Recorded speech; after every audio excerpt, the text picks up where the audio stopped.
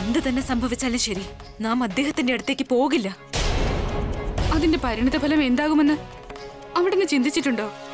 ചക്രവർത്തിയുടെയും ജോധയുടെയും ബന്ധത്തിന്റെ സത്യാവസ്ഥ രാജാവ് മനസ്സിലാക്കി കഴിഞ്ഞാൽ അവിടുത്തെ കുടുംബം മുഴുവൻ ഇനി ഒരിക്കലും സമാധാനമായി ഉറങ്ങില്ല ജോധ. അവരുടെ മനസ്സ് വേദനിക്കാതിരിക്കാൻ അവിടുത്തെ മനസ്സ് നിയന്ത്രിച്ചേ മതിയാകൂ ജോധ. ഷെഹൻഷായോട് അവിടുന്ന് സംസാരിച്ചേ മതിയാകൂ. ആലോചിക്ക്, ഷെഹൻഷായോടുള്ള അവിടുത്തെ വെറുപ്പാണോ വലുത്, അത് സ്വന്തക്കാരോടുള്ള സ്നേഹമോ? തീരുമാനമെല്ലാം അവിടുത്തെയാണ് ജോധ.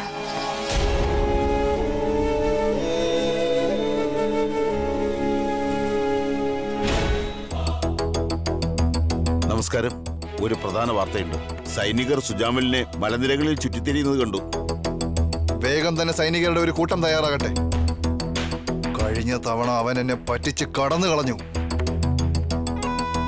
ഇത്തവണ അവൻ ഒരിക്കലും രക്ഷപ്പെടാൻ പാടില്ല. ഇന്ന് ഞാൻ അവനെ എങ്ങനെയും പരലോകം കാണിച്ചിരിക്കും.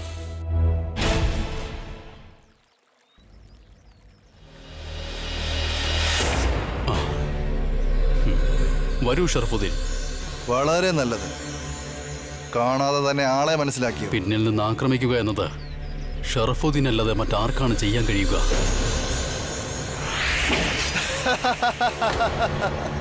ധൈര്യം കാണിക്കാനുള്ള സമയം അതിക്രമിച്ചു സുജാമൽ. ആക്രമിക്കൂ.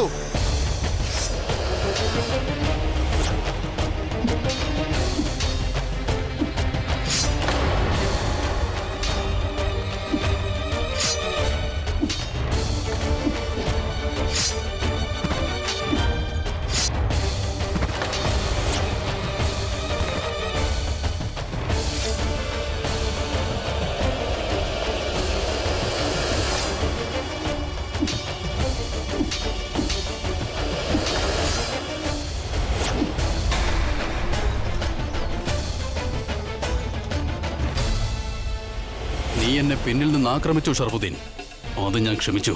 പക്ഷെ രാജാവ് സൂര്യഭാന്റെ മരണം, അത് ഞാൻ ക്ഷമിക്കില്ല, ഒരിക്കലും ക്ഷമിക്കില്ല. നീ കാരണം ഞാൻ എന്റെ രാജ്യത്തിന് രാജ്യദ്രോഹിയായി മാറിയിരിക്കുകയാണ്. നീ കാരണം ഞാൻ എന്റെ പ്രജകളുടെ കണ്ണിൽ വിശ്വാസവഞ്ചകനായി. നീ കാരണം എനിക്ക് എന്റെ കുടുംബത്തിന് മുന്നിൽ തലകുനിക്കേണ്ടതായി വന്നു. എനിക്ക് ഞാൻ ആരോടും മാപ്പ് യാചിക്കാറുമില്ല.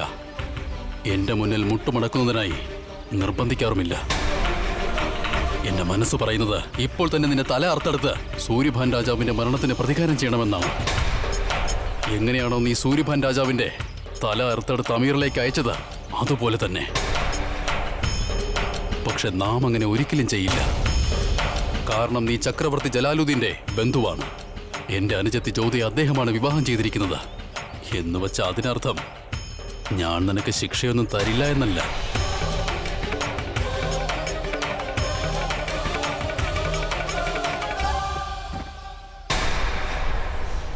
തലപ്പാവെടുത്ത് മാറ്റുന്നത് തല അറക്കുന്നതിനേക്കാൾ അവഹേളനമാണ്. ഇനി നീ നിന്റെ താഴ്ന്ന ശിരസുമായി താഴെ വീണ തലപ്പാവമെടുത്ത് ഇവിടെ നിന്ന് പൊയ്ക്കോ. ജീവിതകാലം മുഴുവൻ ഇത് നിനക്ക് ഓർമ്മയുണ്ടായിരിക്കട്ടെ.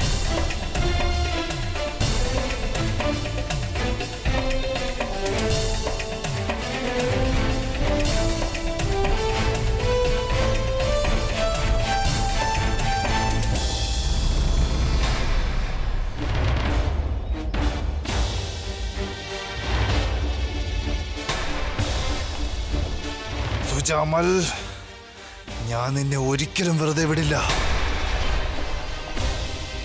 ഈ അവഹേളനവും ഈ സംഭവവും നാം മറച്ചുവെച്ചേ മതിയാവും. ജലാൽ എങ്ങനെയെങ്കിലും ഈ കാര്യം അറിഞ്ഞു കഴിഞ്ഞാൽ ജലാലിന് എന്നിലുള്ള വിശ്വാസം എന്നേക്കുമായി ഇല്ലാതെയാകും.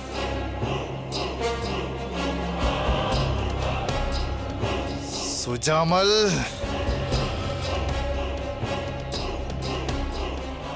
വിവാഹശേഷമുള്ള ചടങ്ങുകൾ നിർവഹിക്കുന്നതിനായി ഭാർമൽ രാജൻ ആഗ്രയിലേക്ക് പുറപ്പെട്ടു. ജോധയെ കാണാൻ കഴിയുമെന്നോർത്ത് മേനാവതി വളരെ സന്തോഷത്തിലായിരുന്നു. പക്ഷെ അവിടെ ആഗ്രയിൽ താനും ജലാലും തമ്മിലുള്ള യഥാർത്ഥ ബന്ധം എന്താകുമെന്നോർത്ത് ജോധ പരിഭ്രാന്തിയിലായിരുന്നു. എന്ത് ചെയ്യും മോത്തി? നാം സുഖമായിരിക്കുന്നുവെന്ന് അമ്മയെ ബോധ്യപ്പെടുത്തണമെന്നാണ് നമ്മുടെ ആഗ്രഹം. അമ്മ ഒരു കാരണവശാലും സങ്കടപ്പെടാൻ പാടില്ല. പക്ഷെ ഷെഹൻഷായിൽ നമുക്ക് ഒരു വിശ്വാസവുമില്ല. ഇനിയും സമയമുണ്ട്. ഞാൻ പറയുന്നത് കേൾക്ക് ജോധ. ആദ്യം അവിടുന്ന് അദ്ദേഹത്തോട് സംസാരിക്ക്. അദ്ദേഹം നിന്റെ ഭർത്താവാണ്. നീ പറയുന്നത് നിരാകരിക്കില്ല, സമ്മതിക്കും. അദ്ദേഹം സമ്മതിക്കില്ല മോത്തി. നമ്മയും നമ്മുടെ കുടുംബത്തെയും വേദനിപ്പിക്കുമ്പോൾ അദ്ദേഹത്തിന് സന്തോഷമാകും ഉണ്ടാവുക.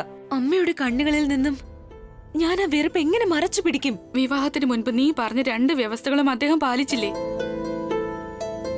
ഇത്രയ്ക്കും ആലോചിക്കാൻ എന്തിരിക്കുന്നു? നീ ഒരു തവണയൊന്ന് അദ്ദേഹത്തോട് സംസാരിച്ചു നോക്ക്.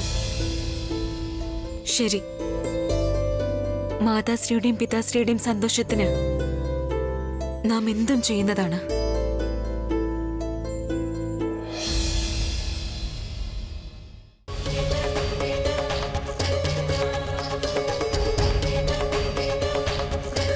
നോക്കൂ, സലാം ബീഗം സാഹിബ. നമുക്ക് ഷെഹൻഷായ് ഒന്ന് കാണണം. അദ്ദേഹം എവിടെയുണ്ട്? അദ്ദേഹം അവിടെയുണ്ട്.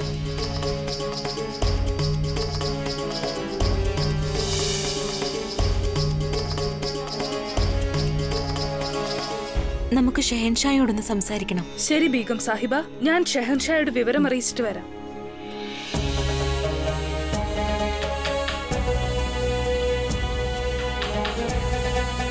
ഷെഹൻഷാ, ജോധ ബീഗം അങ്ങയോട് സംസാരിക്കാൻ ആഗ്രഹിക്കുന്നു.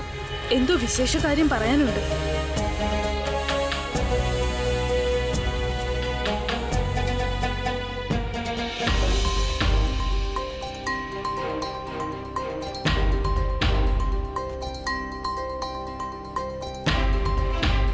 സ്വാഗതം ജോധ ബീഗം.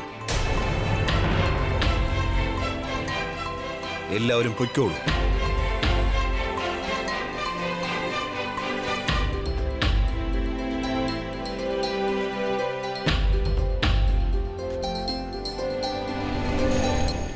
പറയൂ, എന്ത് അത്യാവശ്യ കാര്യം പറയാനാണ് നീ നമ്മുടെ സ്നാനഘട്ടത്തിൽ വന്നത്?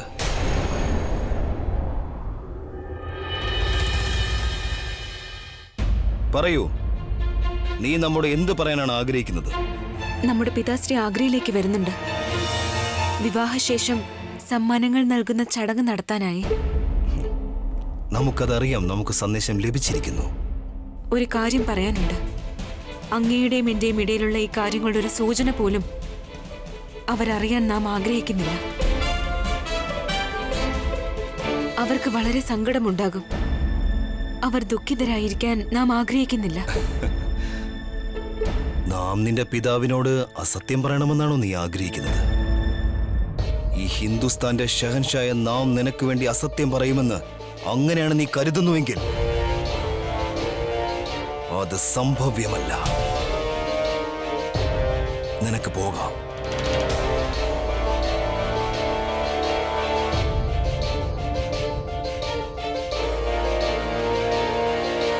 നിൽക്കൂ. ഒരു കാര്യം പറയൂ. നീ നമ്മുടെ ഒരാജ്ഞയും പാലിക്കാറില്ല. എന്നിട്ടും നിന്റെ എല്ലാ ആഗ്രഹങ്ങളും നാം പൂർത്തീകരിക്കണമെന്ന് നീ ആഗ്രഹിക്കുന്നു. നമ്മൾ കണ്ടുമുട്ടിയ അന്ന് മുതൽ വ്യവസ്ഥ വ്യവസ്ഥ വ്യവസ്ഥ. മതത്തിനൊരു വ്യവസ്ഥ, മന്ദിരത്തിനൊരു വ്യവസ്ഥ, എന്തിന്? ആടകൾക്ക് വേണ്ടി പോലും. എന്നിട്ട് നാം നിന്റെ പിതാവിനോട് അസത്യം പറയണമെന്ന് നീ ആഗ്രഹിക്കുന്നു.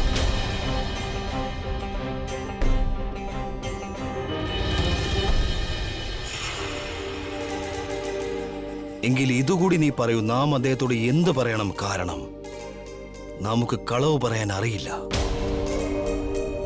പറയൂ. അത് ഇത്രയും പറഞ്ഞാൽ മതി.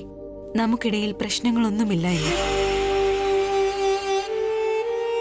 നമ്മൾ സന്തുഷ്ടരാണെന്ന്.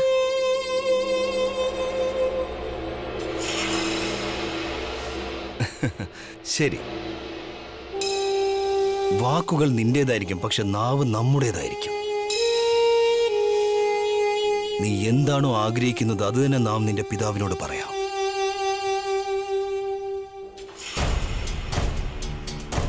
പക്ഷെ അതിനു പകരമായി നീ നമ്മുടെ ഒരു വ്യവസ്ഥ അംഗീകരിക്കണം. വ്യവസ്ഥയോ? എന്താ, വ്യവസ്ഥകൾ നിനക്ക് മാത്രമേ മുന്നോട്ട് വെക്കാവുന്നുണ്ടോ?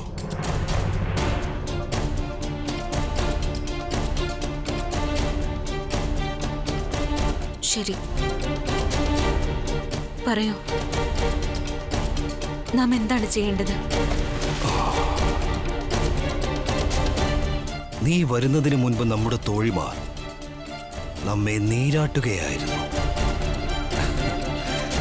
അവർക്ക് പൂർത്തീകരിക്കാനാവാത്ത ആ ജോലി നീ പൂർത്തീകരിക്കണമെന്ന് നാം ആഗ്രഹിക്കുന്നു.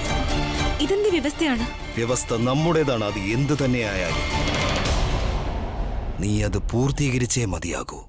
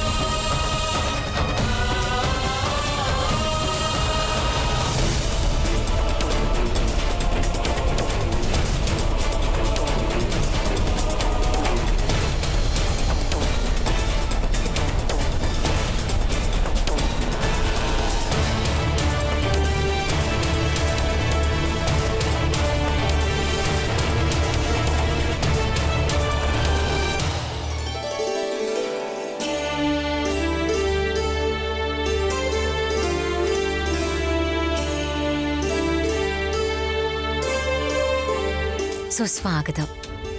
ആഗ്രയിലേക്ക് അങ്ങേക്ക് സ്വാഗതം അരുളുന്നു.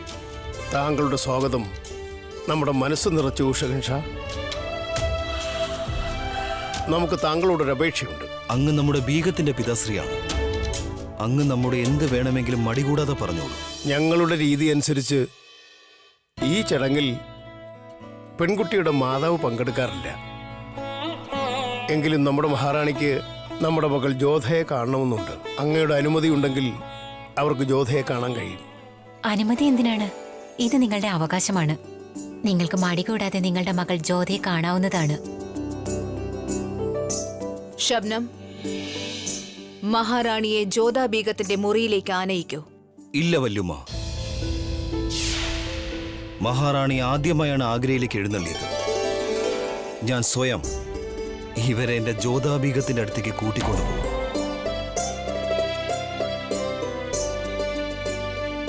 വന്നാലും മഹാറാണി.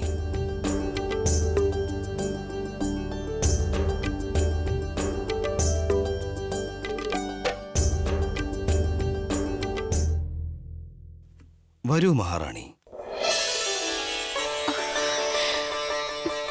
മാതാശ്രീ, ജോധ,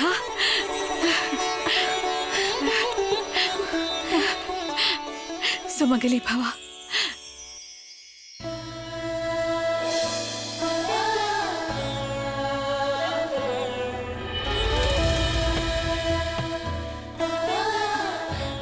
മാതാശ്രീ, മാതാശ്രീ, മാതാശ്രീ ഇവിടെ. നിന്നെ കാണണമായിരുന്നു, നിന്നോട് സംസാരിക്കണമായിരുന്നു, അതുകൊണ്ട് വന്നു. നിങ്ങൾ സമാധാനമായിരുന്ന് സംസാരിച്ചാലും നാം വിടവാങ്ങാൻ ആഗ്രഹിക്കുന്നു. മരുമകനെ, ഞങ്ങളുടെ ജോധയ്ക്കോ അങ്ങയുടെ സംസ്കാരത്തെക്കുറിച്ചും കൊട്ടാരത്തിലെ രീതികളെക്കുറിച്ചും ഒന്നും അറിയില്ല. അവൾക്ക് എന്തെങ്കിലും തെറ്റുപറ്റിയാൽ... ആര് പറഞ്ഞു ഇവൾക്കൊന്നും അറിയില്ല? വളരെ ബുദ്ധിശാലിയാണ് നിങ്ങളുടെ മകൾ മഹാറാണി. വാക്കുകൾ നിന്റേതായിരിക്കും, പക്ഷെ നാവ് നമ്മുടേതായിരിക്കും. നീ എന്താണോ പറയണമെന്ന് ആഗ്രഹിക്കുന്നത് അത് തന്നെ നാം പറഞ്ഞുകൊള്ളാം.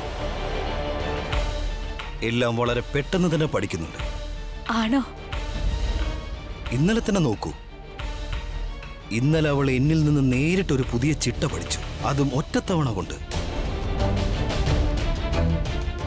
അല്ലേ ജ്യോതാബീഗം? അങ്ങ് എന്താണ് എപ്പോഴും മറന്നു പോകുന്നത്? ഇവിടെ കൃഷ്ണന്റെ മൂർത്തിയുണ്ട്, എന്നിട്ടും അങ്ങ് പാദരക്ഷകൾ ധരിച്ചുകൊണ്ട് ഇവിടെ വരുന്നോ?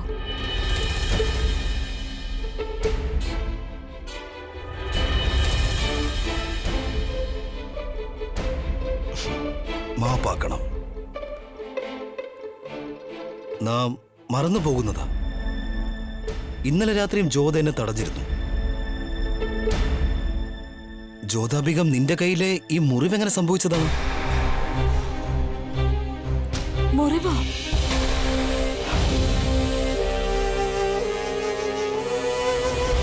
ഈ മുറിവ് ഇന്നലെ രാത്രി മുതൽ ഉണ്ടായിരുന്നു അല്ലേ? നമ്മെ നാണം കെടുത്താനുള്ള ഒരു അവസരവും പാഴാക്കില്ല. നാം എപ്പോൾ വിചാരിക്കുന്നു അപ്പോൾ നിന്നെ നാണം കെടുത്താനുള്ള അവസരം കണ്ടെത്തും ജ്യോത. നിങ്ങൾ സംസാരിക്കൂ. നാം... ശരി.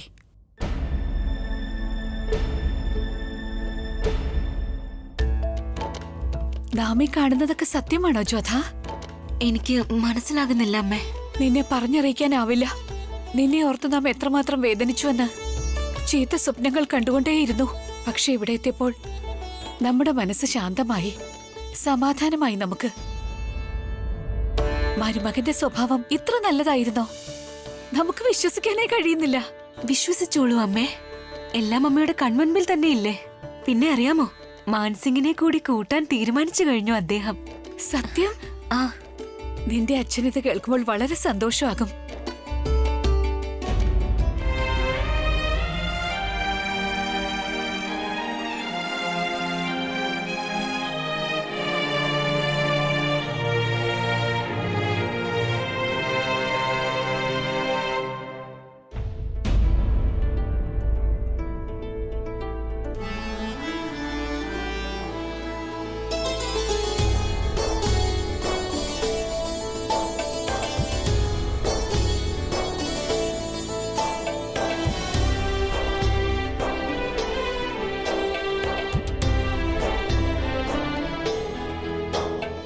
ജാൻപൂർ അതിർത്തികളിൽ നിന്ന് വരുന്ന വാർത്തകൾ അത്ര നല്ലതല്ല.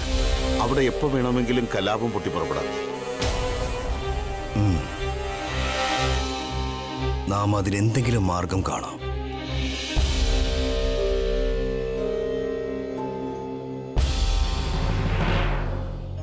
ഈ വാൾ അങ്ങേക്ക് വേണ്ടി മാത്രം പണി കഴിപ്പിച്ചതാണ് ഷഹൻഷാ.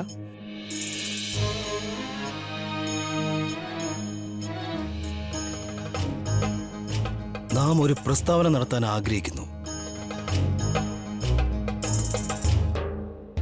നാം രാജാവ് ഭാർമലിനെ 5000 സേനകളുടെ തലവനാക്കുന്നു.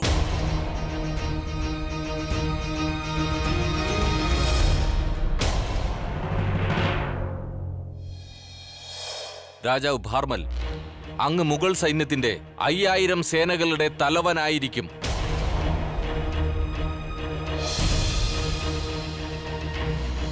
ഇത് പ്രകാരം നിങ്ങൾക്ക് 1500 കുതിരകളും 100 ആനകളും 80 ഒട്ടകങ്ങളും 20 കഴുത 108 വണ്ടികളും കൈവശം വെക്കാവുന്നതാണ്.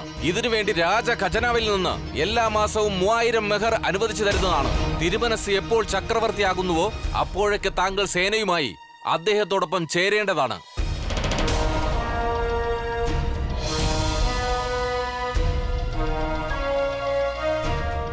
പറയൂ ഭാർമൽ രാജൻ, താങ്കൾക്ക് ഈ സ്ഥാനലബ്ധിയിൽ സമ്മതമാണോ?